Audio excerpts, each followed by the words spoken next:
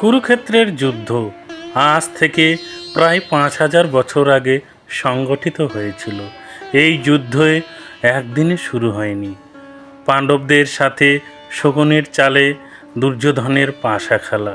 সেই পাশা খেলায় নির্মমভাবে পাণ্ডবরা হেরে যায় এবং দ্রৌপদীর বস্ত্রহরণ হয়। এরপর পাণ্ডবদের ১৩ বছর বনবাস ও ১ বছর অজ্ঞাতবাস হয়। তারপর পূর্ব শর্ত অনুযায়ী দুর্যোধন বলেছিলেন যে পাণ্ডবদের ইন্দ্রপ্রস্থ নগরীকে ফিরিয়ে দিবেন, কিন্তু দুর্যোধন সেই নগরী ফিরিয়ে দিতে অস্বীকার করে এবং ভগবান শ্রীকৃষ্ণকে বলেন, ইন্দ্রপ্রস্থ তো দূরের কথা, সূচাগ্র মেদিনী পর্যন্ত আমি ওদের দিতে পারবো না। এই অভিমান সূচক কথা শুনে পাণ্ডব ও কৌরবদের মধ্যে যুদ্ধ সংগঠিত হয়। এই যুদ্ধে অর্জুন ভেবেছিলেন যে তার বিরোধী পক্ষ হিসেবে থাকবে দুর্যোধন, দুঃশাসন, কর্ণ প্রমুখ বিরোধী যোদ্ধারা। সেই হিসেবে তিনি যৌদ্ধিক মনোভাব নিয়ে যখন কুরুক্ষেত্রের রণাঙ্গনে পৌঁছালেন, তিনি দেখলেন ওই বিরোধী পক্ষের পাশাপাশি তাদের সঙ্গে রয়েছেন পিতামহ ভীষ্ম, গুরুদেব দ্রোণাচার্য। এদেরকে দেখে অর্জুন যুদ্ধ করতে অস্বীকার করেন এবং ভগবানকে নানারূপ বোঝাতে থাকেন।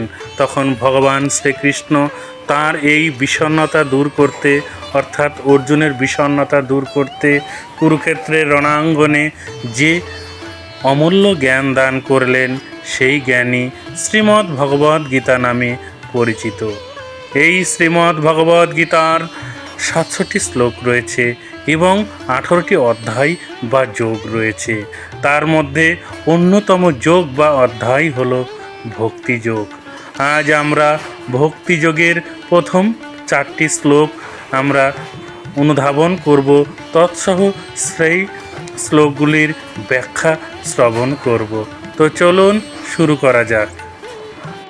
অর্জুন উবাচ, অর্জুন বললেন, এবং সতত যুক্তা ইয়ে ভক্তা ত্বাং পরিউপাসতে ইয়ে চ ওপি অক্ষরম অব্যক্ত্যং তেষাং কে যোগবিত্তমা। এইভাবেই নিরন্তর ভক্তিযুক্ত হয়ে যে সমস্ত ভক্তেরা যথাযথভাবে তোমার আরাধনা করেন এবং যারা ইন্দ্রিয় অতীত অব্যক্ত ব্রহ্মের উপাসনা করেন, তাদের মধ্যে কারা শ্রেষ্ঠ যোগী? ভগবদ্গীতায় শ্রীকৃষ্ণ সবিশেষ তত্ত্ব, নির্বিশেষ তত্ত্ব ও বিশ্বরূপ তত্ত্ব সম্পর্কে ব্যাখ্যা করেছেন এবং সব রকমের ভক্ত ও যোগীদের কথা বর্ণনা করেছেন। সাধারণত পরমার্থবাদীদের দুটি শ্রেণীতে ভাগ করা যায়।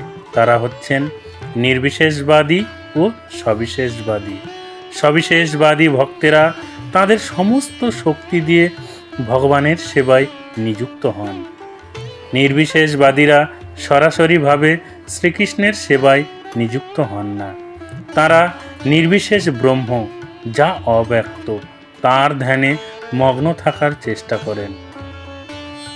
এই অধ্যায়ে আমরা দেখতে পাই যে পরম তত্ত্ব উপলব্ধি করার যে সমস্ত ভিন্ন ভিন্ন প্রক্রিয়া আছে, তাদের মধ্যে ভক্তিযোগী সর্বশ্রেষ্ঠ।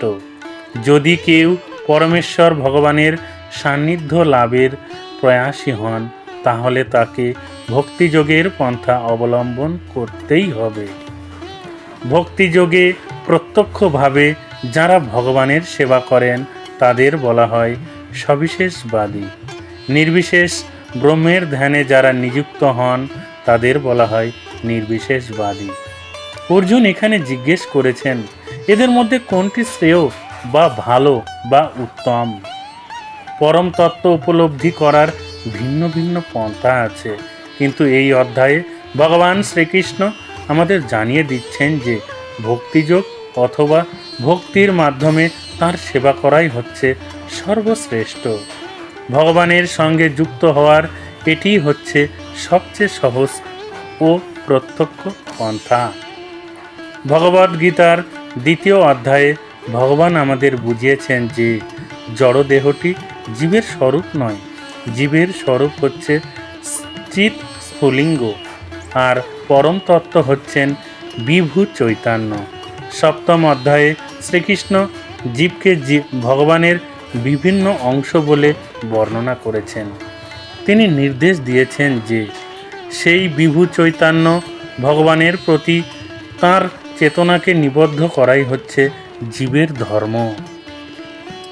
তারপর অষ্টম অধ্যায়ে বলা হয়েছে যে মৃত্যুর সময় যিনি শ্রীকৃষ্ণকে চিন্তা করেন তিনি তৎক্ষণাৎ অপ্রাকৃত জগতে শ্রীকৃষ্ণের ধামে উত্তীর্ণ হন।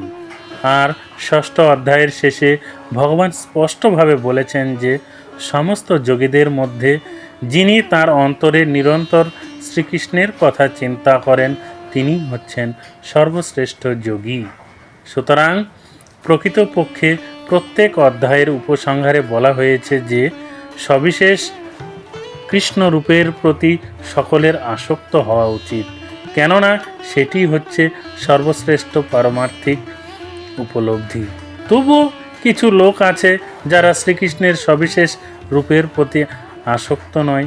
তারা এই বিষয়ে এমনই প্রচণ্ডভাবে আগ্রহীহীন যে ভগবত গীতার ভাষ্য রচনাকালেও তারা পাঠক মহলকে কৃষ্ণ বিমুখ করতে চায় এবং নির্বিশেষ ব্রহ্মজ্যোতির দিকে তাদের সমস্ত ভক্তি পরিচালিত করতে থাকে। যে পরম তত্ত্ব অব্যক্ত ও ইন্দ্রিয় অতীত সেই নির্বিশেষ রূপের ধ্যানে মনোনিবেশ করতেই তারা পছন্দ করেন। বাস্তবিক পক্ষে পরমার্থবাদীরা দুই রকমেরই হয়ে থাকেন। এখন অর্জুন জানতে চাইছেন যে এই দুই রকমের পরমার্থবাদীদের মধ্যে কোন পন্থাটি সহজতর এবং কোন পন্থাটি শ্রেয়তম। পক্ষান্তরে বলা যায় যে তিনি তার নিজের অবস্থানটি যাচাই করে নিচ্ছেন, কারণ তিনি শ্রীকৃষ্ণের সবিশেষ রূপের প্রতি আসক্তযুক্ত। নির্বিশেষ ব্রহ্মের প্রতি তিনি আকৃষ্ট নন। তিনি জানতে চাইছেন যে তার অবস্থা নিরাপদ কিনা, এই জড়জগতেই হোক বা চিৎ জগতেই হোক। ভগবানের নির্বিশেষ প্রকাশ ধ্যানের পক্ষে একটি সমস্যা স্বরূপ। প্রকৃতপক্ষে কেউই পরম তত্ত্ব নির্বিশেষ ব্রহ্মরূপ সম্বন্ধে যথাযথভাবে চিন্তা করতে পারে না। তাই অর্জুন বলতে চাইছেন এভাবে সময় নষ্ট করে কি লাভ। একাদশ অধ্যায়ে অর্জুন উপলব্ধি করতে পেরেছেন যে শ্রীকৃষ্ণের সবিশেষ রূপের প্রতি আসক্ত থাকাই হচ্ছে উত্তম, কারণ তা না হলে অনায়াসে তার অন্য সমস্ত রূপের সম্বন্ধে অবগত হওয়া যায় এবং তাতে কৃষ্ণ প্রেমে কোনো বিঘ্ন ঘটে না। শ্রীকৃষ্ণের কাছে অর্জুনের এই গুরুত্বপূর্ণ প্রশ্নের উত্তরে ভগবান স্পষ্টভাবে বুঝিয়ে দিলেন যে পরম তত্ত্বের নির্বিশেষ ও সবিশেষ ধারণার মধ্যে পার্থক্য কোথায়।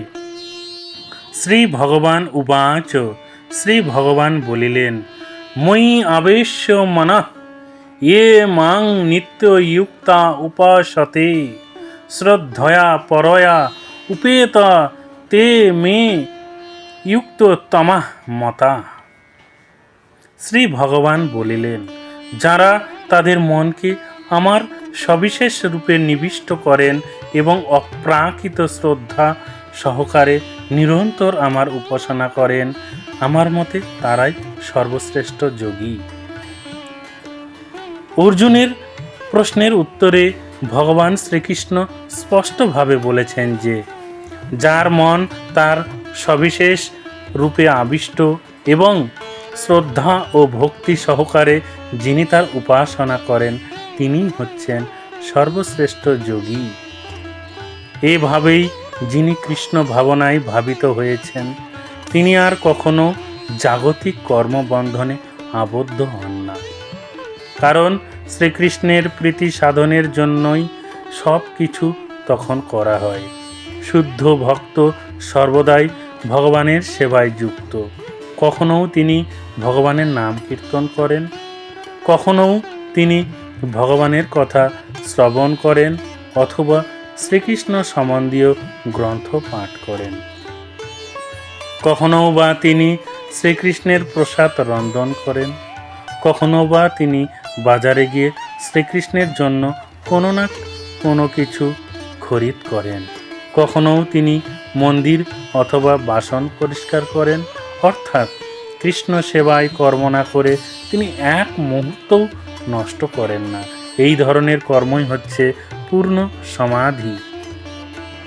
ये तु अक्षरम अनिर्देश्यम अव्यक्त्यम पुरी उपासते सर्वत्रगम अचिंताम च कुटस्थम अचलम ध्रुवम संयम्य इंद्रियग्रामम सर्वत्र समबुद्धाय ते प्राप्नुवन्ति माम एव सर्वभूतहिते रता।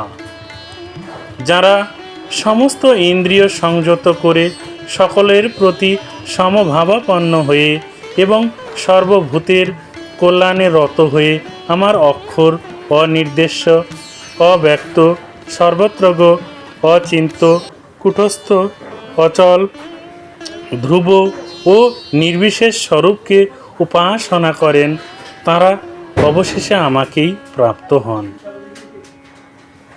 যারা প্রত্যক্ষভাবে পরমেশ্বর ভগবান শ্রীকৃষ্ণের আরাধনা করেন না, কিন্তু পরোক্ষ পন্থায় সেই একই উদ্দেশ্য সাধন করার চেষ্টা করেন, তারাও পরিণামে সেই পরম লক্ষ্য শ্রীকৃষ্ণকে প্রাপ্ত হন। সেই বিষয়ে বলা হয়েছে, বহু জন্ম জন্মান্তরের পর জ্ঞানী যখন জানতে পারে যে বাসুদেবী হচ্ছেন সব কিছুর পরম কারণ, তখন সে আমার চরণে প্রপত্তি করে।